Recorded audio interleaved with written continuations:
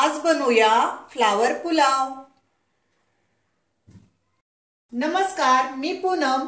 तुम्हा सगळ्यांचं पूनम रेसिपी मध्ये स्वागत आहे।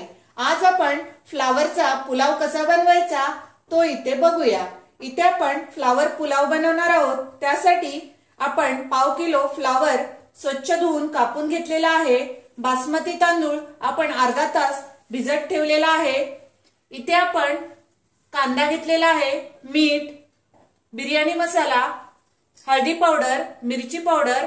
इथे आपण आलं, लसूण आणि मिरची मिक्सरला बारीक करून घेतलेली आहे, हिंग, खडे मसाले, दही आणि साजूक तूप। इथे आपण कुकर मध्ये फ्लावर पुलाव बनवणार आहोत। त्यासाठी आपण तेल टाकलेलं आहे, साधारण एक पळी आपण तेल टाकलेलं आहे। तेल गरम झालंय, त्यामध्ये खडे मसाले टाकून घेऊ। इथे आपण 2 तमालपत्र, जिरं, दालचिनी, 2 लवंग, वेलची आणि मिरी घेतलेली आहे। खडे मसाले परतून घेऊ। त्यामध्येच आपण कांदा टाकून घेऊ। 2 कांदे आपण बारीक चिरून घेतलेले आहेत। इथे आपण कांदा परतून घेतलेला आहे, त्यामध्येच आपण हिंग टाकूया। थोडंसं आपण हिंग टाकणार आहोत। त्यामध्येच आपण आलं, लसूण आणि मिरची बारीक केलेली आहे, त्याची पेस्ट 1 चमचा टाकून देऊ। तेही आपण सर्व परतून घेऊया।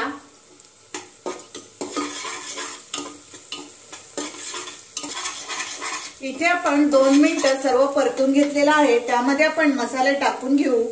इथे आपण हळदी पावडर अर्धा चमचा, त्यानंतर लाल मिरची पावडर, तुम्हाला किती तिखट हवंय तसं तुम्ही टाका। मी इथे 1 चमचा लाल मिरची पावडर टाकलेली आहे। त्यामध्येच आपण बिर्याणी मसाला साधारण अर्धा चमचा, सर्व मसाले आपण मिक्स करून घेऊया। इथे आपण मसाले परतलेले आहेत। चवीनुसार आपण मीठ टाकून घेऊ। इथे आपण चवीनुसार मीठ टाकलेलं आहे। त्यामध्येच आपण आता दही टाकणार आहोत।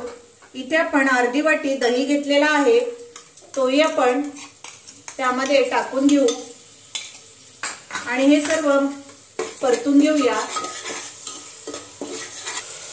इथे आपण सर्व मसाले परतलेले आहेत। त्यामध्ये आपण फ्लावर कापून घेतलेला आहे, तोही परतून घेऊ।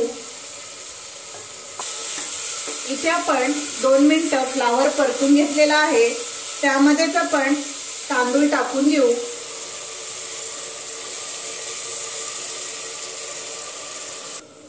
इथे आपण तांदूळ टाकून सर्व मिक्स करून घेतलेला आहे।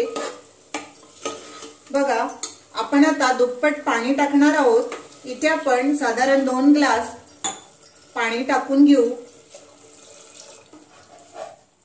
आणि सर्व मिक्स करून घेतलेला आहे। इथे आपण वरून साजूक तूप टाकून घेऊ।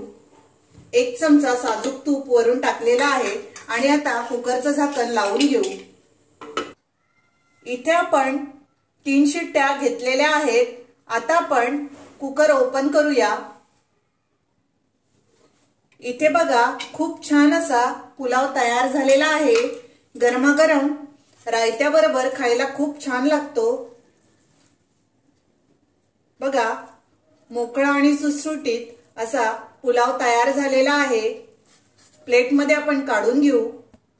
इथे आपण प्लेटमध्ये फ्लावरचा पुलाव काढून घेतलेला आहे।